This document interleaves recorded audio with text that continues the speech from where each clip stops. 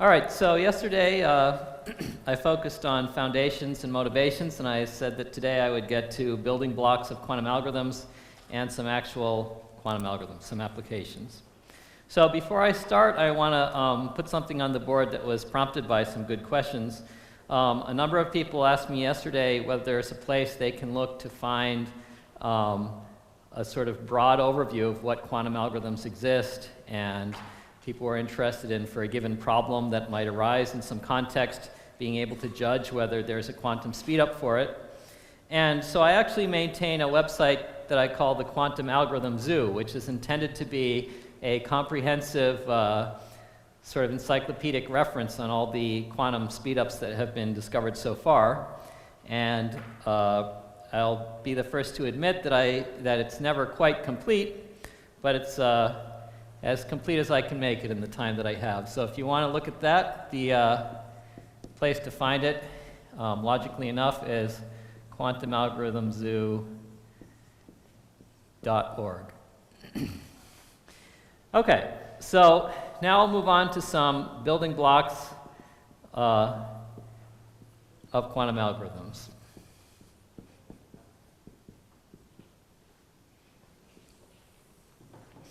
So yesterday I presented many different models of quantum computation, which are all in principle equivalent to each other, at least in terms of exponential speedups that you can achieve.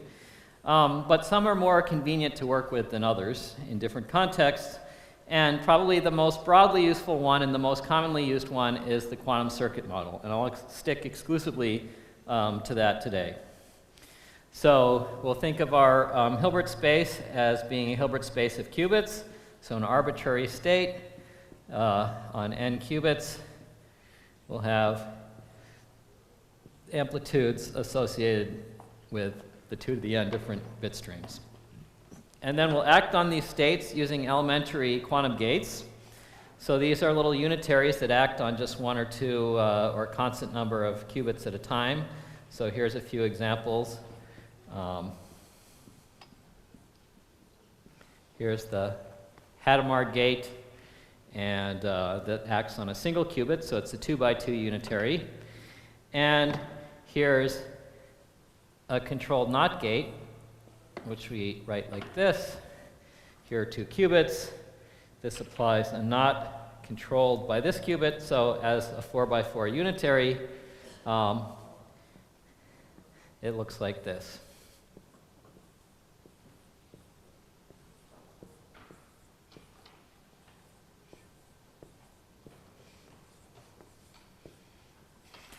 And these are a couple of examples. So if we build things directly out of gates, essentially we're working at kind of the machine language level on a quantum computer. And that's a very tedious thing to do.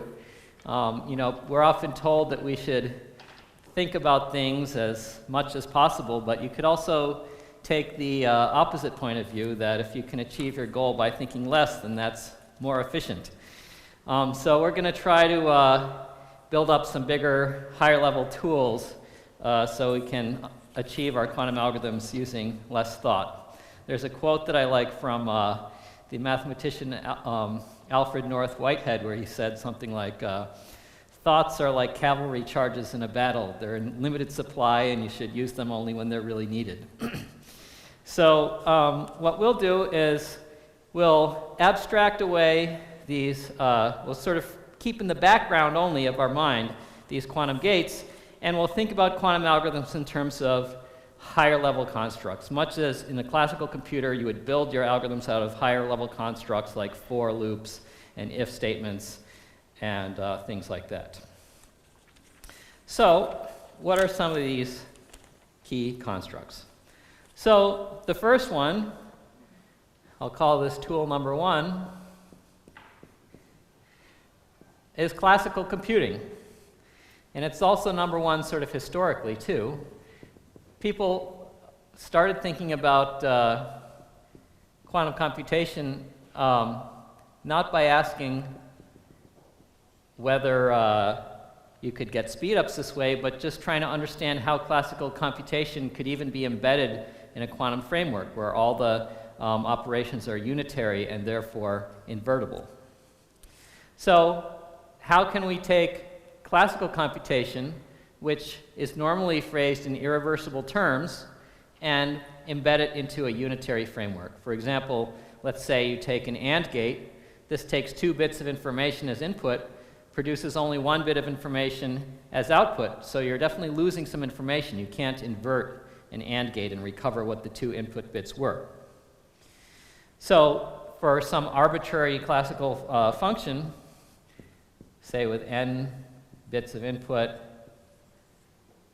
m bits of output, you can't just make, in general, the transformation bit string x goes to bit string f of x, because it won't be unitary. Different x's could yield the same f of x. So what you can do instead is you can kind of embed this in a slightly larger Hilbert space and keep extra information around, which we sometimes call garbage bits, that you don't necessarily care about, but which allow you to preserve unitarity. So here's a way to do that. So now I've introduced a new notation, which is fairly standard, where if I draw a line like this in a quantum circuit and I put a little slash through it, it means it's not a single qubit. This is some collection of qubits. Maybe in this case, this is n qubits, since this is a function that takes n qubits as input. This register will be m qubits. And so if we had some function f, we can make a unitary f plus, where what happens is this input x just is passed right through, and the output f of x just gets added into the output register. So here we have y plus f of x reduced mod 2 to the m. So this, you can verify for yourself, is a invertible operation. And if you think of it as a matrix, it's just some big permutation matrix. Every row and column just has a 1 in it somewhere, and all the rest are zeros. And all the columns are orthogonal. The one's always in a different place. So that's a unitary operation. And there's a second question you can ask, which is, okay, well, suppose you had some efficient classical algorithm to compute this function. Does that mean you can implement this as an efficient quantum circuit, where when you ultimately break it down into elementary gates, the number of elementary gates is polynomial in the number of operations, say, for example, elementary classical logic gates that you used in your original program to evaluate this classically? And the answer is yes, you always can do that. I have been kind of promoting the view that we should avoid overthinking things and just treat these as black boxes, but just to give you a peek into the black box. Essentially, the way one way you can achieve that is by essentially doing this same trick gate by gate. So for example, if you had an AND gate, you could make a 3-qubit quantum gate. This is called a Toefl Ii Gate. And here you have like x, y, z, and this lets x go through, y go through, and here it's z, and then add modulo 2, x and y. So this is this exact same trick in miniature, and you can do that to every gate and ultimately build up a reversible circuit that does the same thing that your original classical circuit did. So that's tool number 1. And tool number 2 is a very important one, which is somewhat less obvious, somewhat more complicated than tool number 1, which is the quantum Fourier transform. And so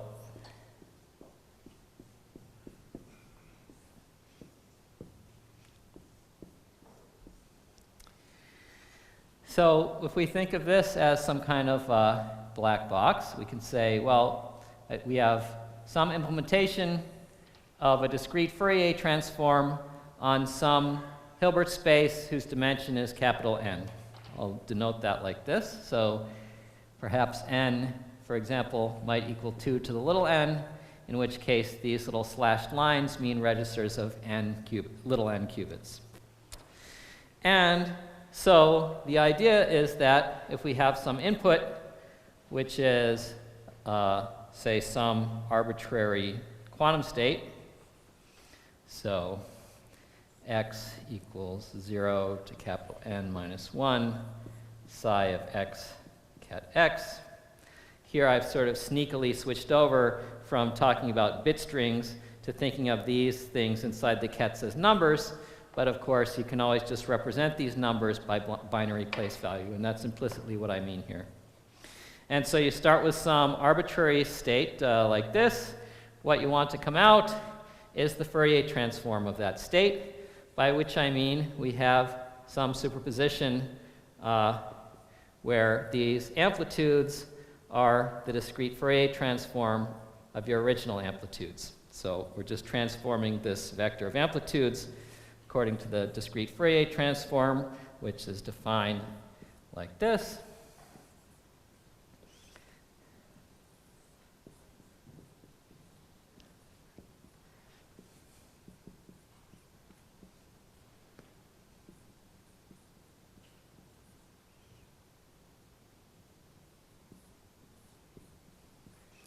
And that's what this circuit does. And so in this case, I'm actually not going to cheat. I'm just going to say, OK, take this as a black box. This is something that we know how to do use efficiently with a quantum computer because Peter Shor figured it out. And specifically, is there a question? So I've just switched. Oh, here. Thank you. So it turns out that this can be done remarkably efficiently in terms of how many elementary gates you need to construct this unitary. So specifically, if we're in the case where this Hilbert space dimension is 2 to the little n, so n is the number of qubits we're acting on, then Shor's original version of the quantum Fourier transform uses a number of gates which is of order little n squared. So you have to pause to note how remarkable that actually is, because of course the fast Fourier transform is a famously efficient algorithm classically because it runs in capital N log n, which is much faster than the naive classical algorithm, which would run in capital N squared. But this is exponentially faster than this. This is quadratic in the logarithm of the dimension of the space. And in fact, so this is Shor's version. Subsequent improvements actually give us algorithms that run in little n log little n for this quantum Fourier transform. There's a paper by Coppersmith about this, and another one by Lisa Hales and Sean Hallgren. Okay, so these are the first two building blocks I want to introduce, and the remarkable thing is actually with only these two building blocks in place, we can already start to do some very interesting things.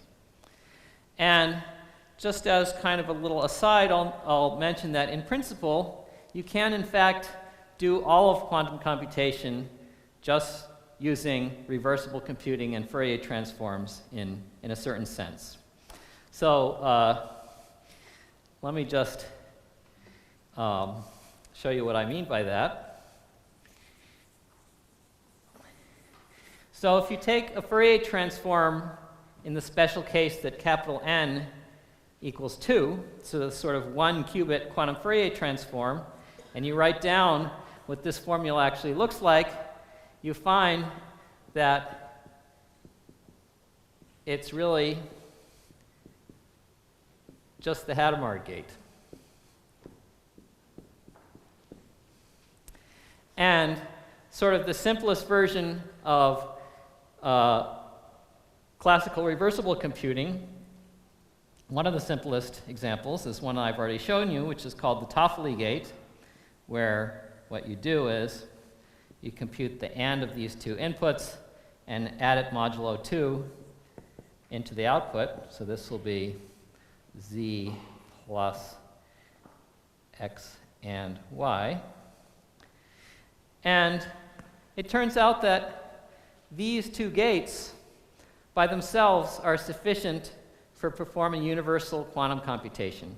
So anything you can compute with in polynomial time with a quantum computer, you can compute by composing some polynomial number of just these two gates, the Toefl Ii and Hadamard. And a nice proof of that due to Dorita Haranov is in this manuscript, which you can check out after class if you're curious. It's a very nice short paper. And one thing you might notice about this pair of gates is that there's no complex numbers anywhere. So this just says 1 over root 2 and minus 1 over root 2 is its only entries. And this is a reversible circuit. So this is just ones and zeros. This is ultimately a permutation matrix. And so it turns out that, in fact, complex amplitudes are actually not necessary to achieve the full power of quantum computation. You can get all these exponential speed-ups even in a universe where quantum amplitudes were always real. Yes?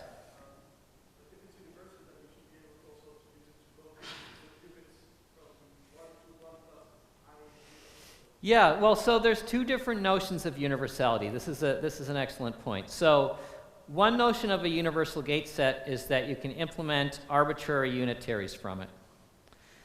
And a different notion of universality is computational universality, that any decision problem is the way a complexity theorist would usually phrase it, sort of yes or no kind of problem that can be solved efficiently by quantum Turing machines can be solved efficiently in this model. So this gate set is universal in the second sense, but not in the first. That's a very good question. Okay. The next thing I'll show is that these primitives, aside from being in principle universal, also give us already a very nice language for describing one of the most famous and most important quantum algorithms, which is Shor's algorithm. And so to present that, I decided I would just show you Shor's algorithm for order finding. So as people may have heard, Shor in 1994 discovered that on a quantum computer, you can find the prime factors of an n-bit number using a number of elementary gates that scales roughly like n cubed. And that's almost an exponential speedup, definitely a super polynomial speedup over our best classical algorithm, which runs in time essentially 2 to the n to the 1/3, so something like this. And so that's, first of all, a very dramatic speedup. That got people's attention for Shor's algorithm. Secondly, a very interesting thing about Shor's algorithm is it solves a problem that has no obvious connection to quantum physics. So it was very surprising and got people very excited. They started to wonder, okay, is this a hint that quantum computers can do all sorts of other things in various unexpected places and achieve exponential speedups there? And a third reason that people found this interesting is that a lot of the public key crypto systems that are currently in use can be broken, can be completely broken if you have a polynomial time algorithm for integer factorization. And in fact, essentially, the only other widely deployed class of public key cryptographic algorithms is broken by Shor's other algorithm that he published in the same paper, which is for discrete logarithms. So it definitely got people's attention. So how can we construct Shor's factoring algorithm with out of these high-level tools that I've shown you, reversible computing and Fourier transforms? So it turns out that factoring can be classically reduced to the problem of order finding. And so classical reduction, what that really means, it's a very important foundational concept in complexity theory, which Dorit's lectures will touch upon, where you take some problem, you sort of convert it into an instance of another problem, so that by solving the second problem, it tells you the answer to the first one. So factoring reduces to order finding, which is a much simpler problem. And the reduction is basically an exercise in number theory. It's not advanced number theory. But by going through it, you learn about number theory, and you really learn nothing directly about quantum computing. So I'll just skip that, and I'll just assert to you that if you can solve order finding, you can solve factoring. And so what is the order finding problem? So let me write it on the board relatively carefully. So we're given some base B and some prime P, which are, let's say, n-bit numbers, or numbers with at most n bits. So we want to find the smallest number integer r such that b to the r is congruent to 1 mod p. So that's the order finding problem. And how do we solve this using the tools that I've shown you so far? So to understand that, we'll need two small prerequisites. So prerequisite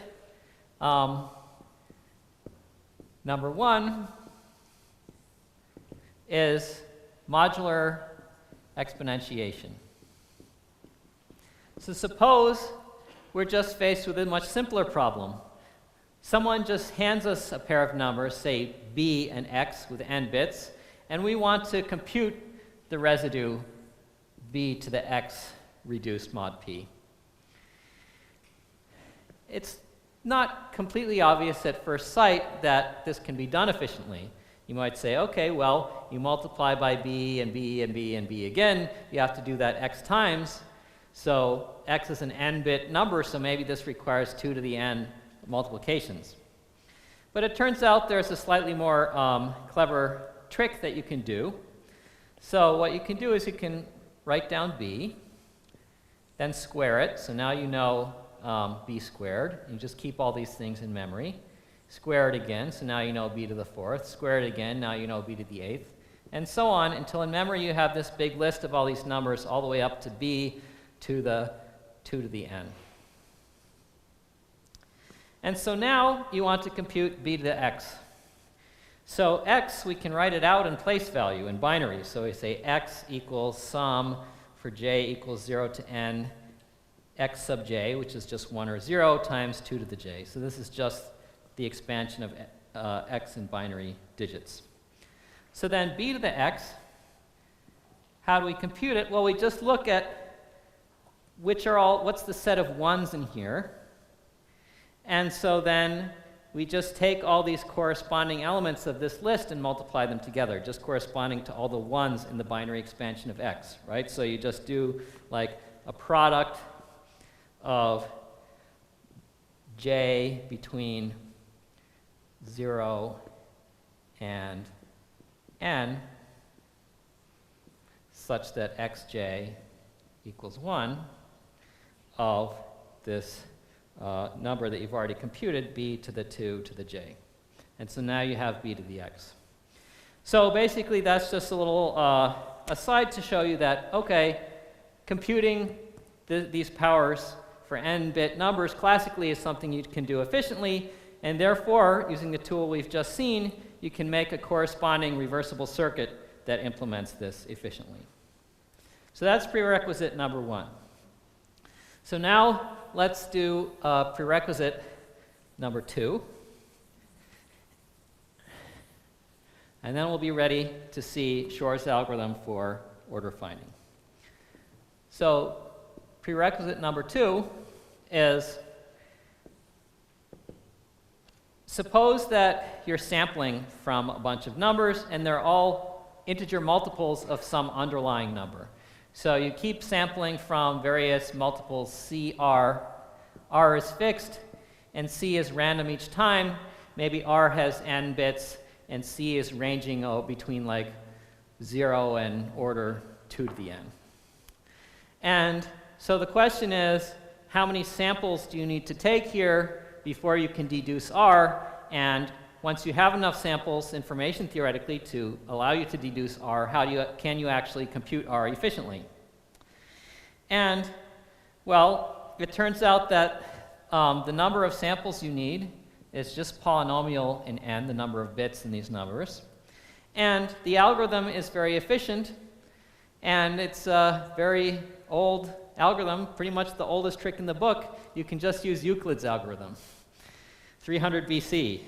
So you just take these numbers, you compute the greatest common divisor of this list of samples that you get, and if you have enough samples with high probability, that greatest common divisor is going to be R.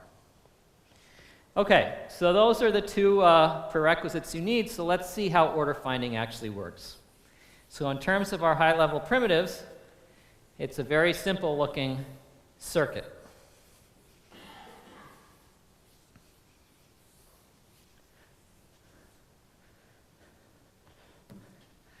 So let's start with a register of zeros and another register of zeros.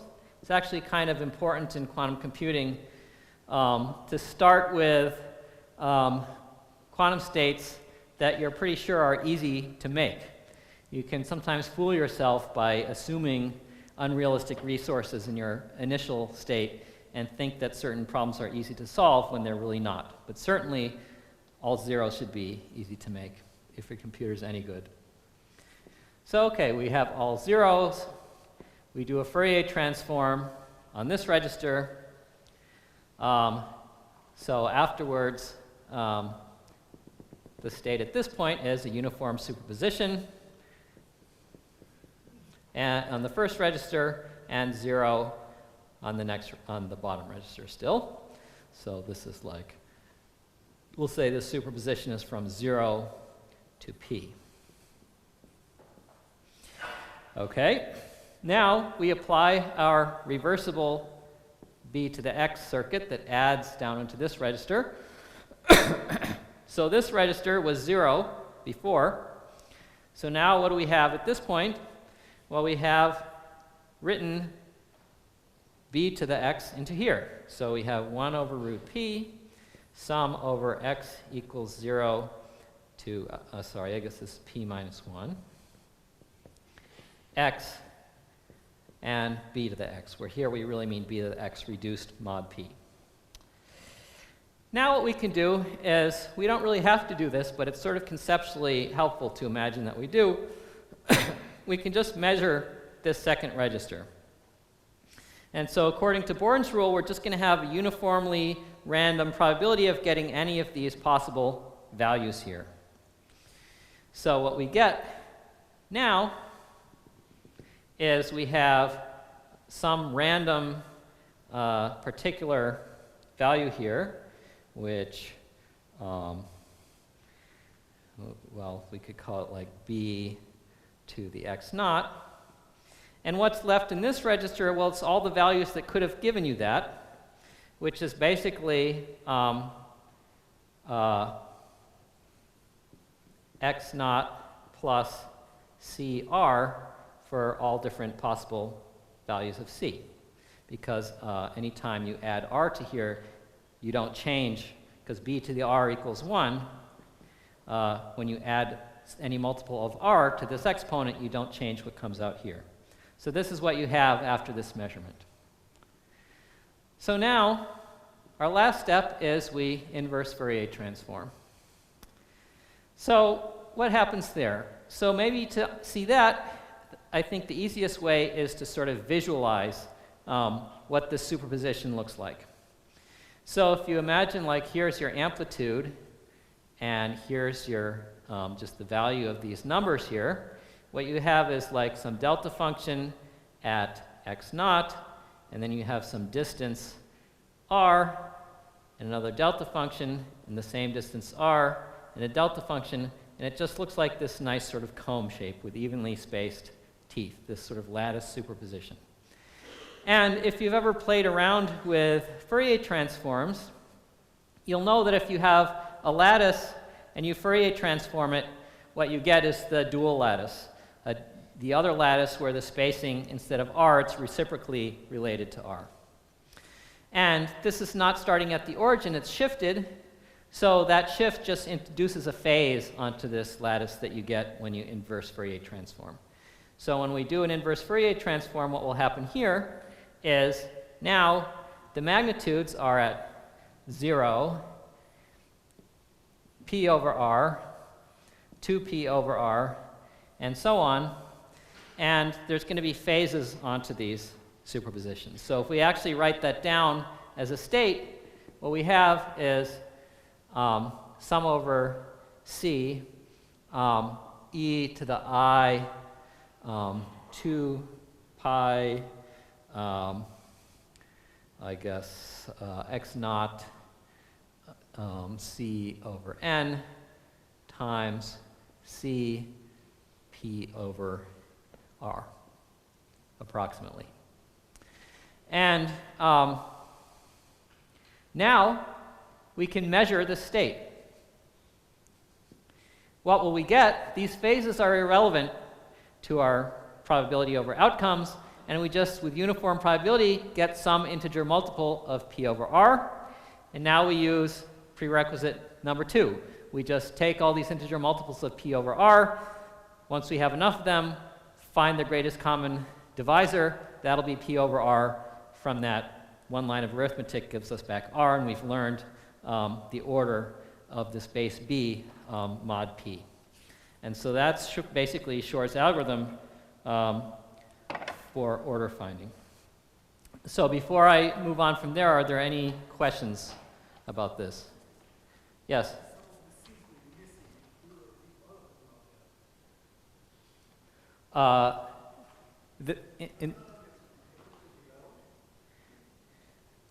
This?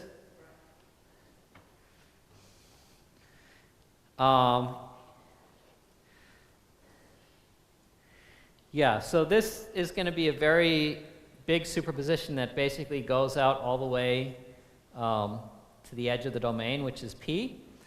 And so if you had some lattice whose spacing, you know, was a divisor of this number, then we could get it to fill in perfectly. Of course, this is a prime in this case by assumption, so there are no divisors of it. And that's the reason why I had to say approximately when I claimed that the Fourier transform gives you this, because basically it doesn't quite fit an integer number of times into this space, so it's basically being cut off by sort of an aperture function, which makes slight, very small amplitudes to be slightly off in these things. So these don't end up being quite perfect delta functions. But it turns out that if you use a slightly more robust algorithm, you use continued fractions instead of Euclid's algorithm, then you can tolerate those little epsilon errors. Yes?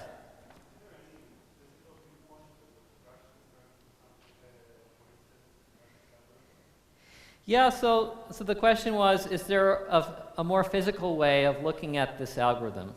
So I think that's a very interesting thing to think about. So one perspective on this algorithm is that you can effectively think of this circuit as being a version of the phase estimation circuit, where you have some unitary and you want to learn some eigenvalue of that unitary.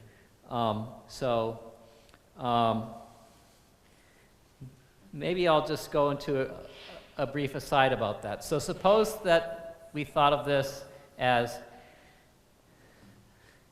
here's some number, we could call this x, and here's some operation, and we call this u to the x. So we do u x times.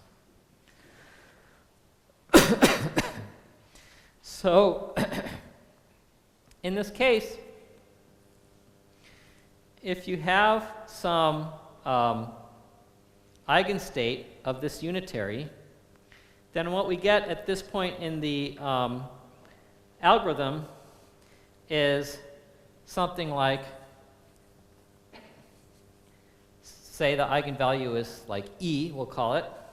So then we'd have sum over x in the first register, a phase of e to the I eigenvalue, I'll call that capital E, times x, and then here's our eigenstate, whatever it was.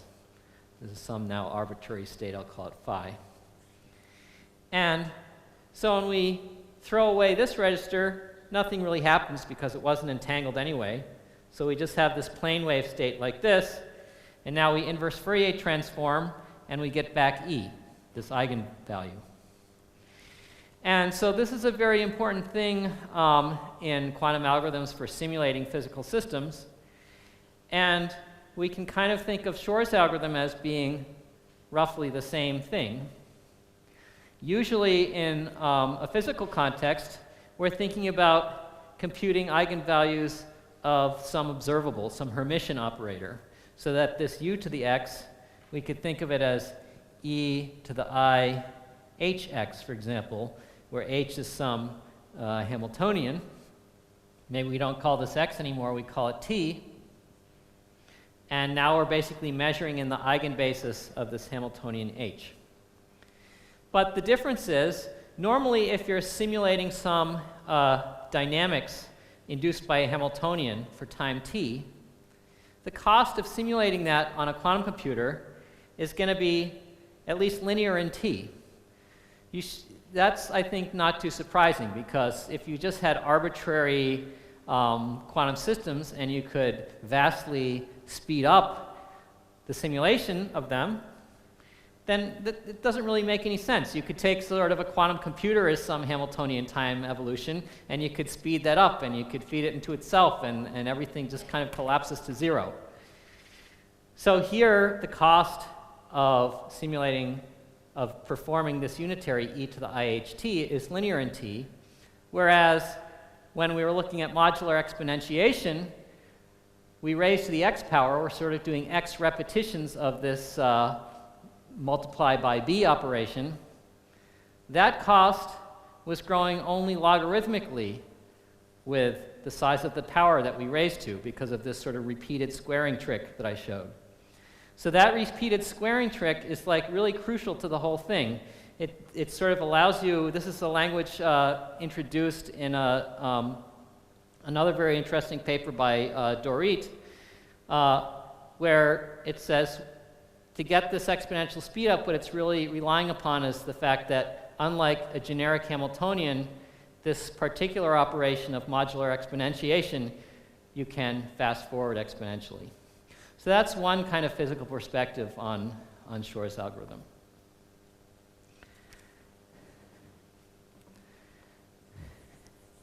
Okay, so that's actually a nice segue, because for the second half of my time this morning, I would like to talk more directly about quantum algorithms, specifically for simulating physical systems, which is perhaps, at least in my judgment, the most commercially significant idea that people have had for what to use quantum computers for. And also a very potentially scientifically significant idea for what to do with quantum computers as well. So I'll now sort of go back to introducing a couple of more tools. We've only introduced 2 of these high-level tools so far. We've gotten remarkably far with them, but to efficiently get further, we'll need a couple more of them. So the next tool that I will introduce is something that I call phase kickback. It's not an extremely widespread term, but I didn't just invent it myself. I think it comes from Mike Mosca. And it's been around a long time. And so the point of phase kickback is, so far, what we've done with these reversible circuits has always been the same thing. So we have some circuit that can compute some function f, some classical function. We input x over here. In principle, we could input anything down here, but we've always input 0, so that what happens is x comes through, f of x gets added modulo whatever the size of this register is down here, and so we just have f of x written out in bits in this register. That's certainly a very natural thing to do with such a unitary. But it's not the only thing you might want to do with it. Another thing you might want to do is suppose you have some superposition, say an arbitrary one like I wrote at the beginning, superposition over bit strings. And we have some classically efficiently computable function f, and what we want to do is write that into the phase instead of into the bits of an ancilla register. So now we transform this into e to the I f of x psi x x. And so first of all, you can see this is a unitary operation, because if you think of what matrix implements this transformation, it's just a diagonal matrix with unit complex numbers down the diagonal. So that's no problem. So the question is, can you do this efficiently whenever x is a classically efficiently computable function? And the answer is that yes, you can. So one way to do that is, as an input into this register, instead of putting the all zero string, we can put a superposition like this. So let's say, we'll continue with this 2 to the n theme. So we'll say, okay, y equals 0 to 2 to the n minus 1, e to the minus I 2 pi y over 2 to the n y. So we put this state in there instead. So what will happen when we act on that state? Well, what you can see is this state is actually an eigenstate of addition mod 2 to the n. So we can just write out in terms of dummy variables. So this thing acts on here. So now we have y plus f of x. But we can change to a new dummy variable z, which is z equals y plus f of x. So this will be z here, z here, and where we had y up here, we now have z minus f of x. And so this e to the minus I 2 pi f over 2 to the n, also another minus that cancels this one, that doesn't depend on this index we're summing over, so that's a phase that comes out front. So this is just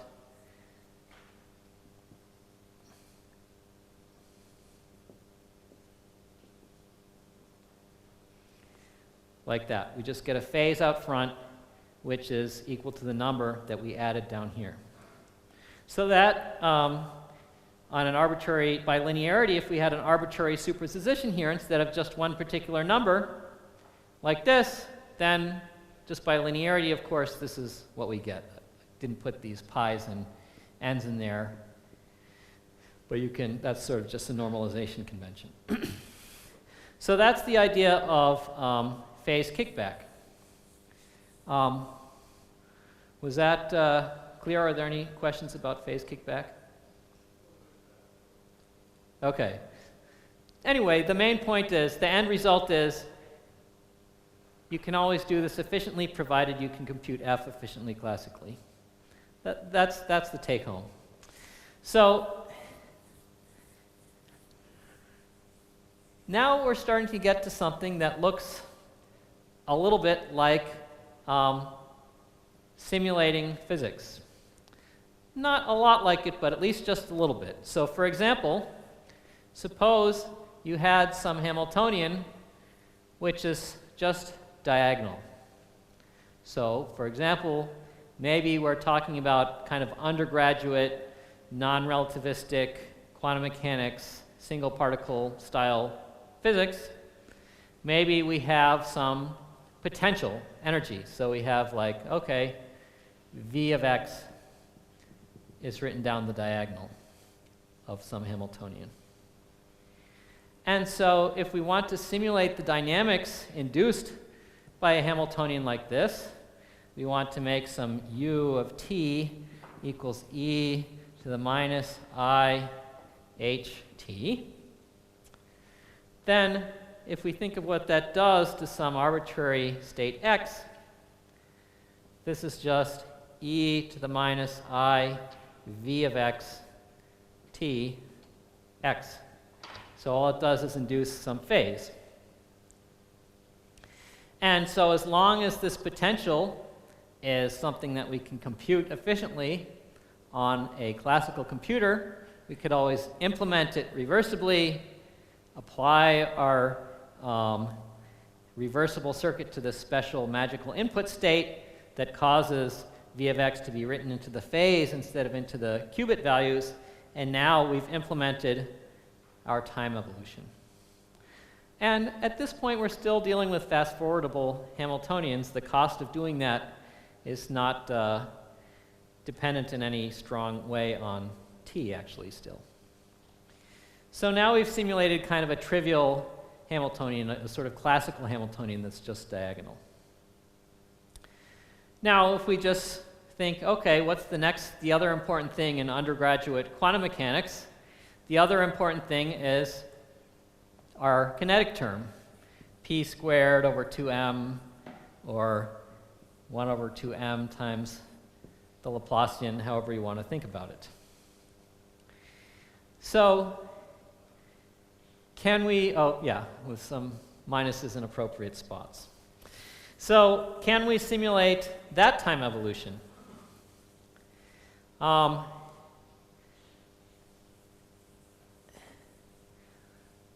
To do that, we can use a identity, which is very handy, which is that if you have e to the some operator a,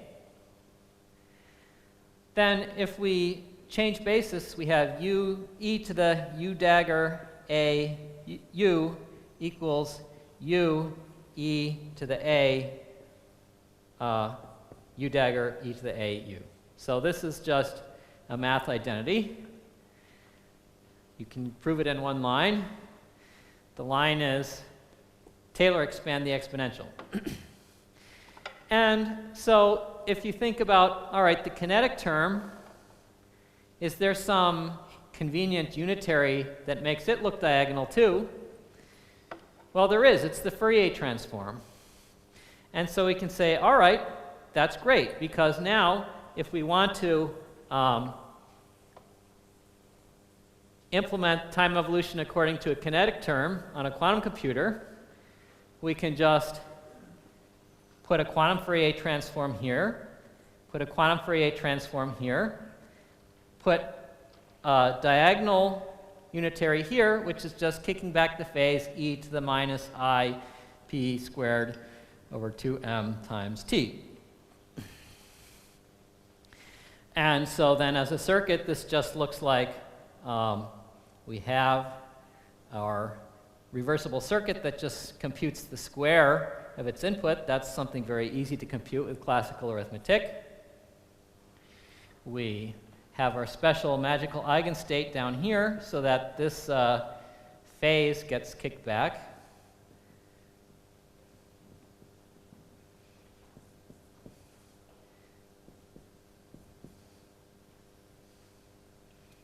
And we can throw away our eigenstate afterwards if we want.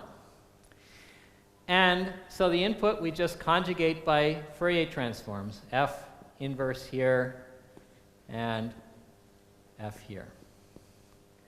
So this is the quantum circuit for doing e to the minus I p squared over 2m t. It just breaks down into this, and basically we're just taking this algebraic identity and essentially just rewriting it as a circuit. this U dagger is this thing here, this U is this thing here, and this thing in the middle is just this diagonal unitary here.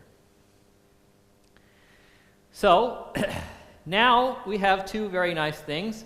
If we have a free particle, which just purely has a potential term, then we know how to simulate that on a quantum computer very efficiently. If we had a Schrodinger equation that only had a potential term and no kinetic part, say if it was like an infinite mass particle, we know how to simulate that just directly with phase kickback without having to conjugate by these Fourier transforms to make the Hamiltonian diagonal. That Hamiltonian just already is diagonal if we're working in the position basis. So next question is, okay, but what about a more real-world kind of Hamiltonian? What if we now have a sum of a kinetic term and a potential term? So it turns out what we can do is we can kind of revert to this same style of reasoning. We can take algebraic identities that we might know from other areas of physics and see if we can translate them directly into quantum circuit structures. So what we want to do is implement some unitary time evolution U of t equals e to the minus I p squared over 2m plus v of x t. And just to abstract this away a little bit, make it simpler, let's just write this as e to the minus a plus bt. These are just two Hermitian operators, and we assume that individually we know how to simulate these things. We know how to efficiently build e to the minus a t, and we know how to simulate e to the minus I b t. The question is, how do we implement the unitary induced by the sum of them? And one way to do that is to use what are called Trotter-Suzuki formulas. These things were known, for example, in the statistical mechanics community. They're a handy tool there for many years. And what it says is, you can write this as E. So suppose this t was very small, first of all, delta t. Just by Taylor expansion, you can find that e to the minus I a delta t, e to the minus I b delta t gives you this as its leading term plus an error of order delta t squared. And so if we have some macroscopic t, what we can do is we can just say let delta t equals our target t divided by some number n. And we do this. T over n is delta t, t over n is delta t, and just raise this thing to the n power. And so what will happen is, this is an approximation to e to the minus a plus b t over n. We raise it to the n power. It gives us back an approximation to e to the minus I a plus b t. And so each one of these, as we saw, had an error of delta t squared, which is proportional to 1 over n squared. There's n terms in this product, so this gives you an error like 1 over n. And so that's the first order Trotter-Suzuki formula. And there's actually an infinite family of higher order formulas that you can use, which give you better error scaling. But if we're doing kind of a broad talk like this, where all we care about is what can we do in polynomial time with a quantum computer, and what can't we do in polynomial time with a quantum computer, we don't need to worry about any of that. Certainly there are people who make entire careers about thinking of more and more efficient ways of doing this kind of Hamiltonian stuff, but it's a pretty technical subject. So now we can take this formula right here and we can basically read off a quantum circuit from it. So let's put back in specifics. Let's suppose now that A is a kinetic term, say p squared over 2m, or you could think of it as like a Laplacian. And this is a potential term, some v. And so what would this quantum circuit actually look like? Well, one thing you can see right away is presumably this is a quantum circuit where we do something, then we do something else, and then we repeat that sequence n times. So it's basically some quantum circuit that looks like do this,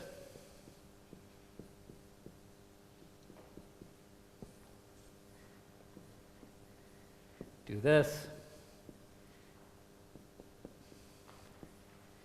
and then alternate back and forth.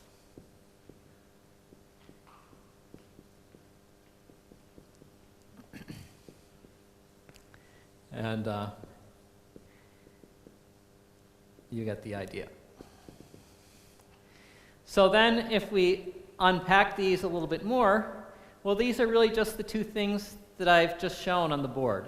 So if we're working in the position basis, these individual e to the minus I v t over n's are just phase kickback circuits where we have some reversible circuit that computes this number v. So like, for example, if it was a harmonic oscillator, then v is just x squared. So all our reversible circuit needs to do is compute the square of a number that's given to it.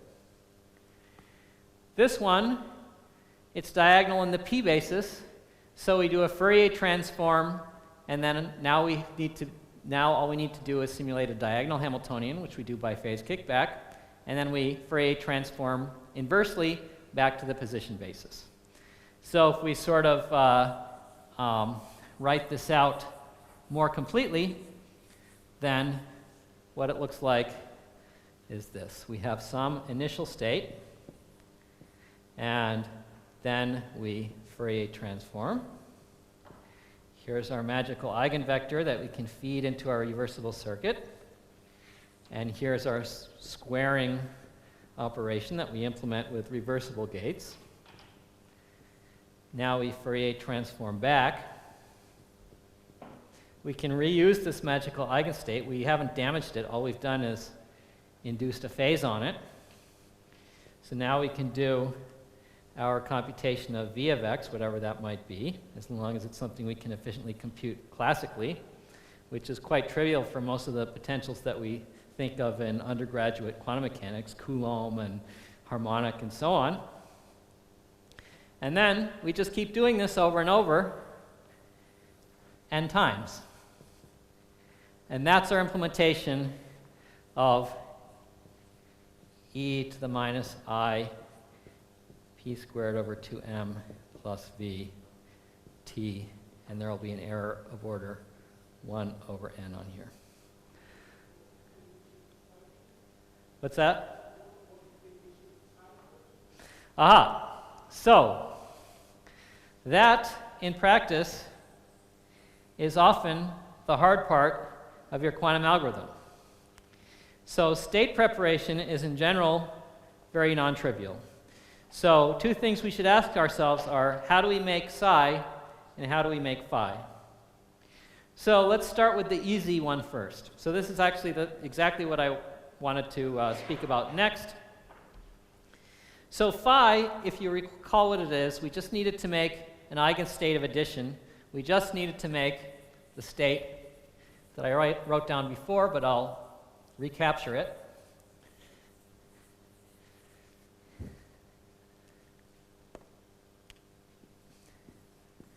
Phi equals 1 over 2 to the n, square rooted, y equals 0 to 2 to the n minus 1, e to the minus I 2 pi y over 2 to the n y. So this is what we need down here. Does anyone see how we can make this efficiently?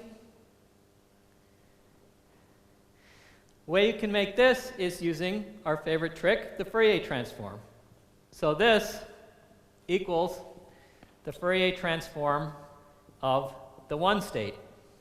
Because in general, if this was just the number k written out in bits, we'd get the corresponding plane wave with wave vector k over here.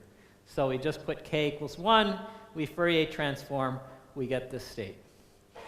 So we didn't quite start with all zeros. Basically, if we really unpack this all the way into elementary gates, we have 1 as the least significant bit, then we do a Fourier transform, and now we have phi. And if we really want to be pedantic, we can say, all right, start with all zeros and put a little NOT gate here to make this 1. So it's very safe now. We definitely should be able to make all zeros efficiently. Okay, so this is pretty much checked off. We know how to make this state. What about this state? Well, that depends on the physics problem that you specifically want to solve. There are many different initial conditions that you might want to use in a quantum simulation. And so there's really a lot to say about this whole problem of state preparation. The first thing to say about it is that, in fact, you cannot always do this efficiently. So one kind of state that's very important in physics that you might want to use as an initial state for some simulation is a ground state of some Hamiltonian. And so a very natural question to ask is, if you have some Hamiltonian that's easy to simulate, that you can simulate in polynomial time on a quantum computer, does that mean that you can also prepare its ground state in polynomial time on a quantum computer? And the answer to that is no, not in general. So here's an interesting example of that. So suppose your Hamiltonian is a sort of classical Ising model type Hamiltonian. So you have n qubits, you have indices I and j, which run from, say, 0 to n minus 1, all possible pairs. And you have Pauli z acting on I and Pauli z acting on j. So this is just z-z coupling of these spins. And we put coefficients in here that are arbitrary, just j, I, j, we'll call them. So this is a very natural, simple class of Hamiltonians. It's kind of a classical Hamiltonian because these terms all commute. There's not much to it. It's local in the sense that it's only two-body interactions. Doesn't look too intimidating. But it turns out that finding the ground state of this Hamiltonian is an NP complete problem. And so why is that? So first of all, what does the ground state of this look like? So you can see that actually this Hamiltonian is diagonal in the sigma z basis. So if you have bit strings, so you're saying, okay, we think of z as being, diagonal like this, so that z0 equals 0 and z1 equals minus ket 1. If we had some bit string, then these z's just act on this by getting pluses and minuses. So h applied to some bit string x, call it like, well, we can even call it z. z0 to zn, we could think of these as being plus 1s and minus 1s if we want to, instead of 0s and 1s. Then this is exactly this number times this bit string. So the eigenstates of this Hamiltonian are, in fact, just bit strings. And the bit string, which corresponds to the ground state of this Hamiltonian, is the assignment of these variables to plus or minus 1, which minimize this quadratic sum of them. And it was shown by Barahona in let's see, I forgot what year now, but a long time ago,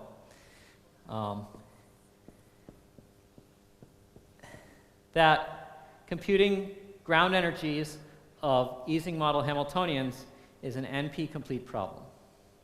So if you remember what NP-complete means, it means that every computational problem where if someone handed you the answer, you're able to efficiently verify the truth of that answer, that's NP. If you could solve an NP-complete problem, then all of the problems you could verify the answer to efficiently, you could also find the answer to efficiently, which is really kind of crazy if you think about it. Like, there are lots of things that are easy to verify. The proof of a theorem, for example, it's just a mechanical, efficient process to verify the validity of a mathematical proof. But as we all know from experience, finding mathematical proofs is extremely non-trivial in many cases. So no one really believes, basically no one believes that NP can be solved efficiently on a classical computer, kind of based on common sense, and also based on a lot of complexity theoretic evidence. And in fact, it's almost universally believed also that NP-complete problems cannot be solved in polynomial time in general on quantum computers. Yes?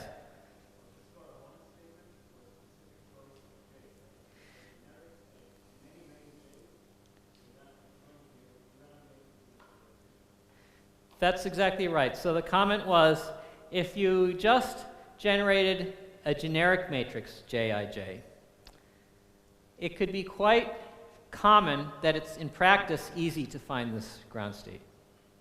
And that's true.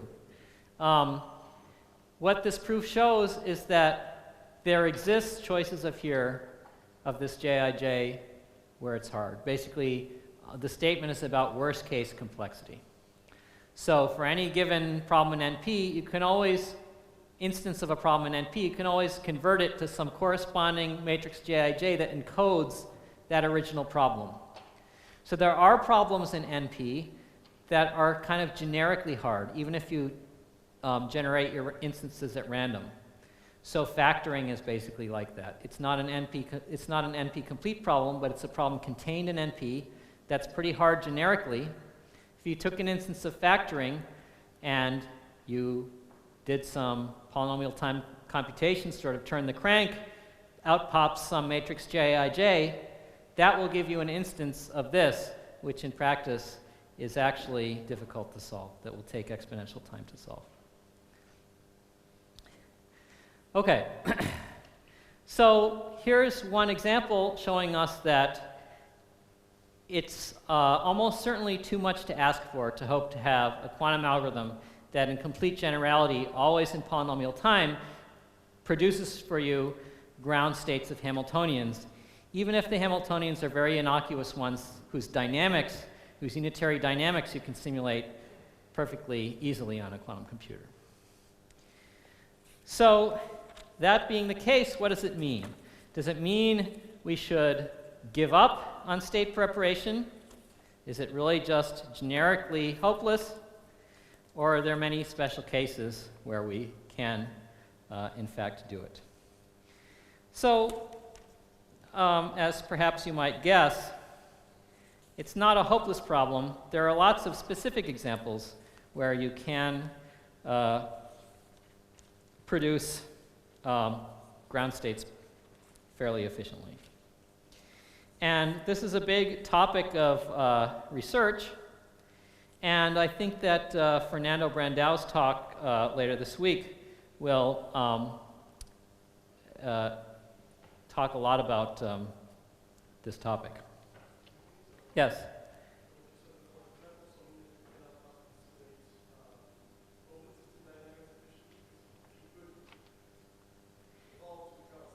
Yes. So the question was, does this mean you cannot simulate open system dynamics efficiently because the open system dynamics through a cooling process might bring you to the ground state? So in fact, it's a little bit, there's a subtlety there. So suppose you had some Hamiltonian like this, and your qubits that this Hamiltonian acts on are also coupled to some bath, which might be very cold, or it might be a bath that you're gradually decreasing in temperature, or whatever, so that you're trying to produce the ground state of this by basically thermal cooling. So in fact, thermal cooling will not always be able to find in any reasonable amount of time, in any polynomial amount of time, the ground states of these Hamiltonians either. What happens is that you can sometimes get stuck for very long times in local optima. And you can even see a little bit the specifics of how that would happen. So this is a sort of fake kind of diagram because it's a little unclear what I should mean by the horizontal axis. But suppose you have some energy landscape where energy is wiggling all around as a function of some parameter. So now if you're trying to cool to the ground state by a thermal process, the likelihood of hopping over some barrier is suppressed like e to the minus barrier height divided by kt.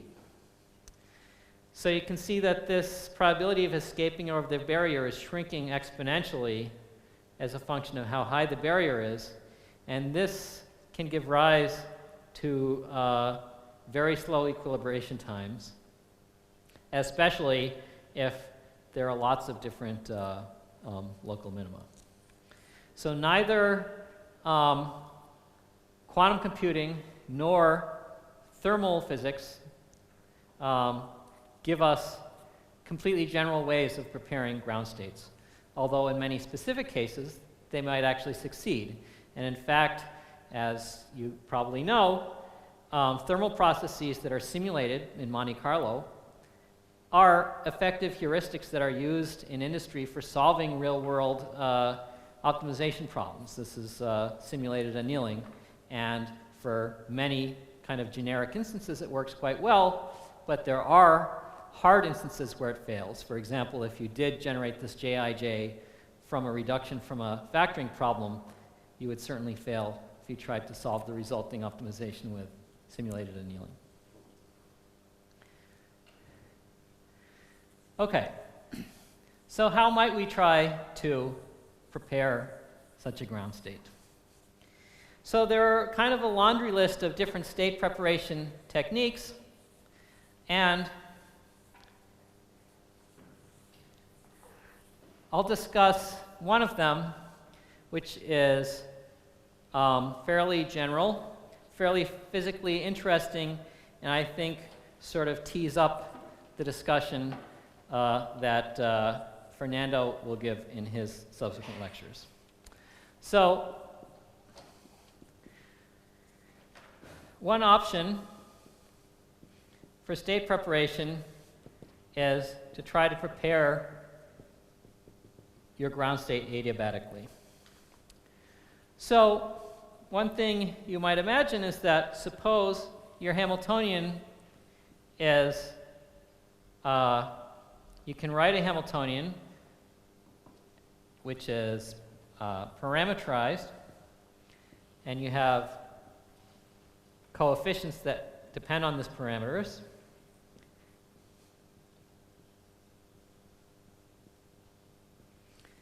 And you have two Hamiltonians here. So the case we're interested in is maybe this Hamiltonian H0 is something whose ground state we can prepare very easily, and this Hamiltonian H1 is something whose ground state is something that we desire, that might be something hard to prepare. So what you can consider for preparing the ground state of H1 is to use the Adiabatic Theorem. So basically, what the Adiabatic Theorem says is, suppose we choose these coefficients to change in a slow and smooth manner. And we start in the ground state of our initial Hamiltonian. If we vary the Hamiltonian sufficiently slowly, the system will evolve in kind of a quasi-static way and basically track the instantaneous ground state of this Hamiltonian as we vary it. And so that sounds great because we could just choose A and B to kind of go like this. A is initially turned on all the way, and we crank it down. B is initially turned off, and we crank it up. So here's 0, here's 1, this is time. And so our initial Hamiltonian is just H0, whose ground state we, by assumption, have an efficient way of producing. And the final Hamiltonian is H1, which is the Hamiltonian whose ground state we want. So if we do this slowly enough, the adiabatic theorem is telling us, under certain conditions, that we will indeed end up with the ground state of H1. So that's a pretty general state preparation method. And I phrased it in terms of time evolution induced by a time-dependent Hamiltonian. So secretly, S is really some function of time. But in the end, we can always convert that back into a conventional framework of quantum circuits. So we're basically taking advantage of this equivalence between models of computation, right? So like yesterday, I wrote on the board all these different models of computation and showed, well, they're all equivalent to each other in terms of what they can solve in polynomial time. Maybe that means you might think, okay, let's forget about all these extraneous ones, let's just pick one and stick with it. But actually there's some use in having these other models because these different models give you a different perspective and different things seem obvious depending on which perspective you're taking. So if you're thinking in an adiabatic model of computation where you have time-dependent Hamiltonians that are slowly varying and that's what's causing your computation, this kind of state preparation method seems completely obvious. Whereas if you're thinking in terms of elementary gates, it's not obvious at all. What we can do is we can sort of posit this state preparation method in the adiabatic model and then just rely on the fact that the circuits can simulate the adiabatic model. And how do they do that? Well, they do it using the tool that we just introduced. They could do it, for example, using these Trotter-Suzuki formulas to simulate this time evolution. That can be straightforwardly generalized to simulate time-dependent Hamiltonians as well as static Hamiltonians, which is the case that I just showed.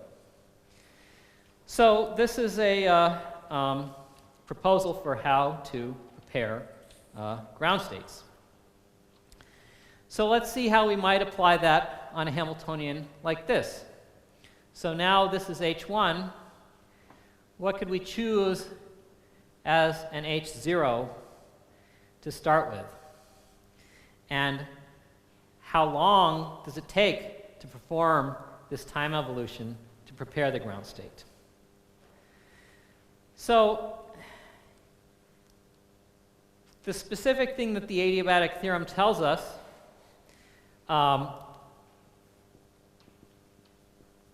is that the duration of this process that we need is basically scaling like 1 over the square of the eigenvalue gap between the ground state energy and the first excited state energy, minimized over the course of this adiabatic path we're taking.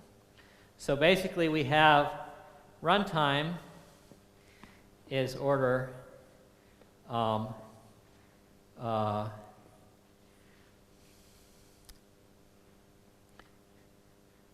over gap squared, where this gap is defined as minimum over this adiabatic path. We can think of it as, if we think of it in terms of, say, some time which goes from 0 to t, or from some s that goes from 0 to 1, just two ways of parameterizing it, which are each common. We just say first excited energy minus ground energy of that instantaneous Hamiltonian. And yes, so this is units of 1 over energy squared, which doesn't correspond to time. What happens up here is you actually have dH ds norm squared, basically. No, not squared. So that's how it dimensionally makes sense. But this aspect is usually not the thing that causes you problems, because these Hamiltonians, unless you have designed them in some kind of ridiculous way, they have norms which are polynomial. This gap becoming exponentially small is the part that you actually need to worry about. So for a Hamiltonian like this, what you could try to do is, for example,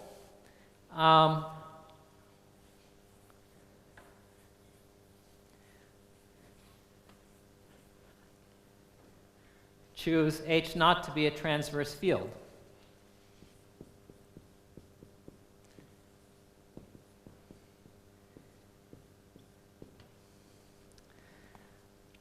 This is a Pauli X.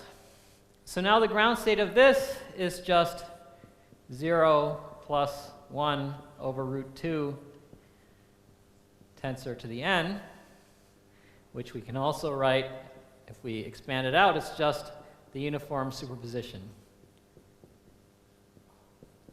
of all bit strings. That's a state we can make efficiently, because if we start with all zeros, we just apply a Hadamard gate to each one, and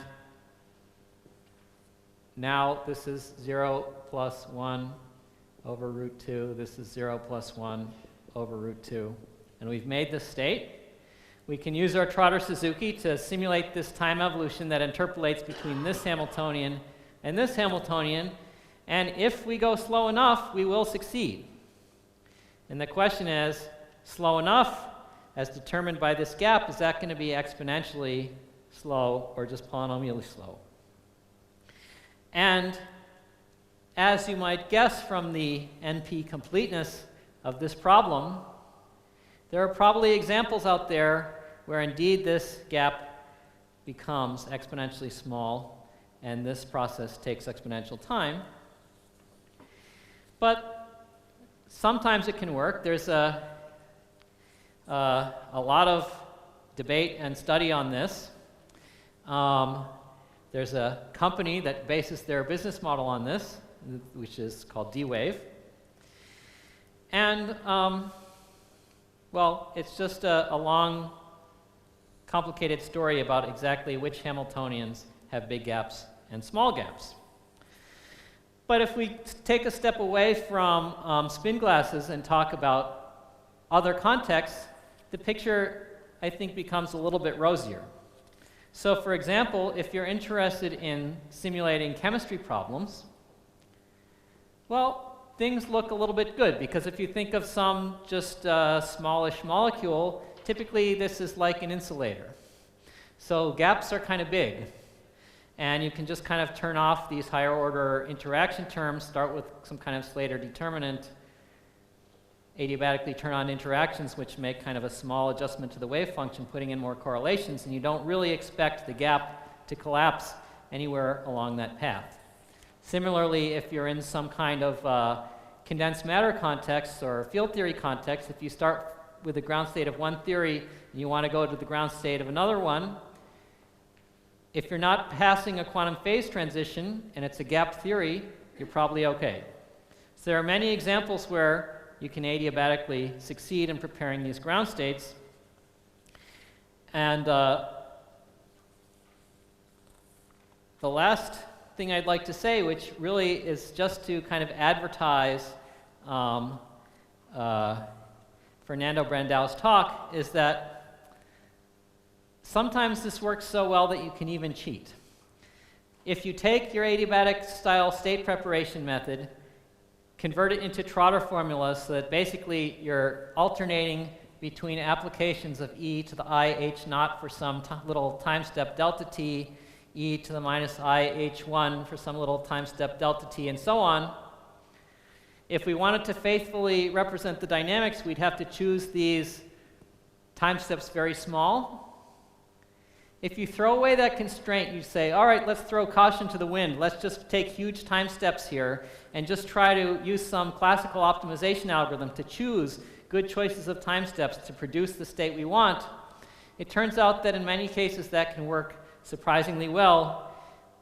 This is a type of variational algorithm, which is one of the most promising things now for NISQ-era computers, and which I believe Fernando will talk about. So I think that's out of time, and thank you for your attention.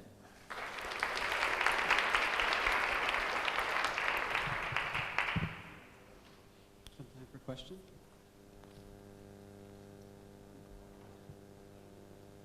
So the question is, are you saying that the adiabatic theorems have the same computational power as the quantum physics model? Because in one direction you can prove with what you showed that you can simulate any quantum system with that you can simulate the adiabatic process with the quantum, with a circuit that you constructed. But the other direction, how do you do it? Yes, so that's a very good question. So I stated without proof that adiabatic quantum computation is equivalent in power to the quantum circuit model, that each can simulate the other with polynomial overhead. And I've shown you how one direction, so how to simulate adiabatic computing using circuit model computing. But what about the other direction? If you start with a circuit, how do you simulate it adiabatically? And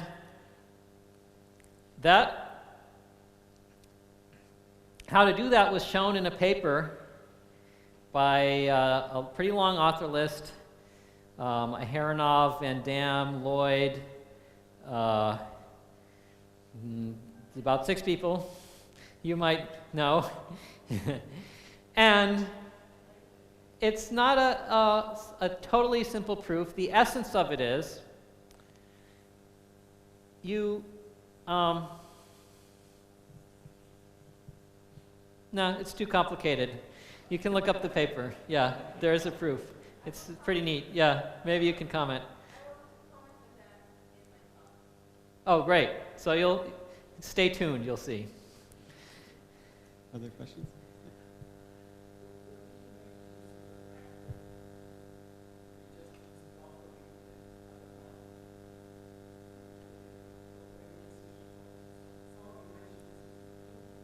Yeah, I really didn't use it. I just mentioned it because I found it amusing.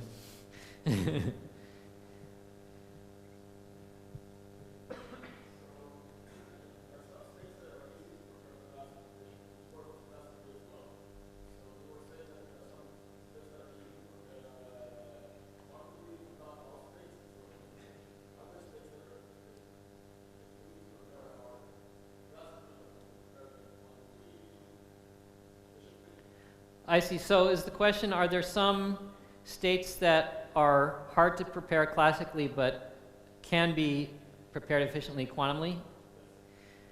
Yeah, so one has to think a little bit about how to formulate the problem, because if your problem is how to prepare some kind of weird superposition, in a sense there's no classical analog to that. I can think of sort of two versions of this question which are each interesting. So one version is, say it's just a classical bit string.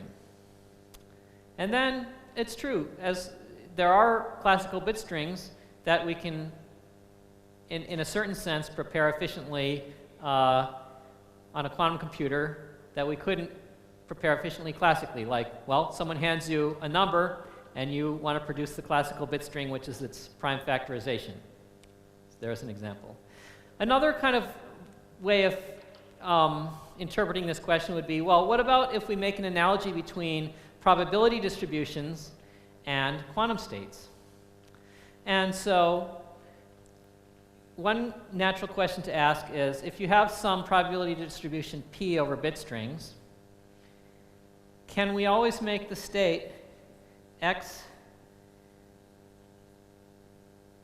square root of p of x like this? So this is a valid quantum state. It's normalized and all that. Suppose you have some classical algorithm which efficiently samples from this probability distribution. Does that mean there's also a quantum circuit that efficiently prepares this state?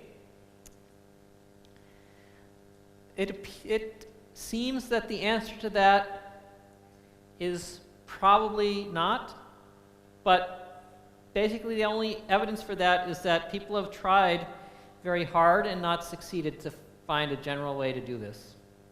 I mean, maybe, I guess there's another, I think maybe, I guess there's a piece of complexity theoretic evidence also. I believe that if you could do this, it would put a complexity class called statistical zero knowledge into BQP, which would be, I think, somewhat surprising. But there's lots of, so for example, a famous problem that quantum algorithms people have tried to solve for many years is graph isomorphism. And if you could make the state, which is the superposition over all permutations of a given graph, you'd solve graph isomorphism in polynomial time on a quantum computer. Sampling from the uniform distribution, probability distribution over permutations of a graph is very easy to do. Just kind of scramble it. And so there are specific examples of things like this that people want very badly to make, but we don't know how. So that's a little bit right on the borderline about what we think might be possible or not possible, probably leaning towards not possible in general, but specific examples are very much classic problems that quantum algorithms people take a shot at from time to time. Maybe one final question?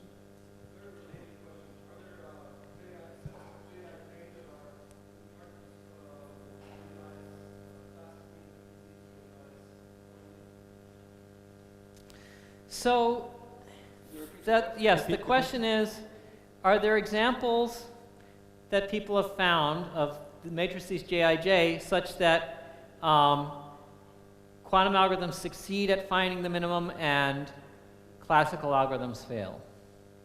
And that's a very interesting and good question. So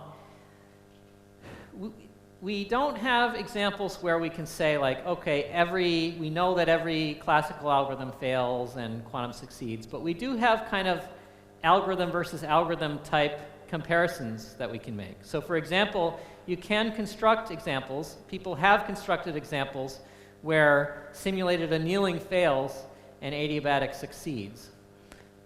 Basically because you have energy landscapes with, in some sense, very tall, narrow barriers where Boltzmann factors suppress you exponentially, but tunneling, because of the narrowness of the barrier, goes through. That's probably the closest thing we have to what you're looking for. But there are other classical algorithms that succeed. So if you use path integral Monte Carlo instead of simulated annealing, then that succeeds in the same asymptotic scaling that the adiabatic one does. So it becomes kind of a cat and mouse thing between algorithms. Okay, let's take one final question down here.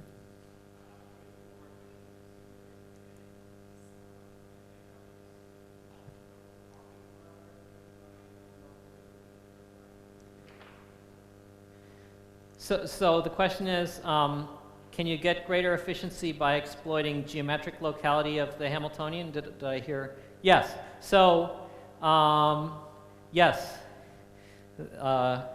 you can.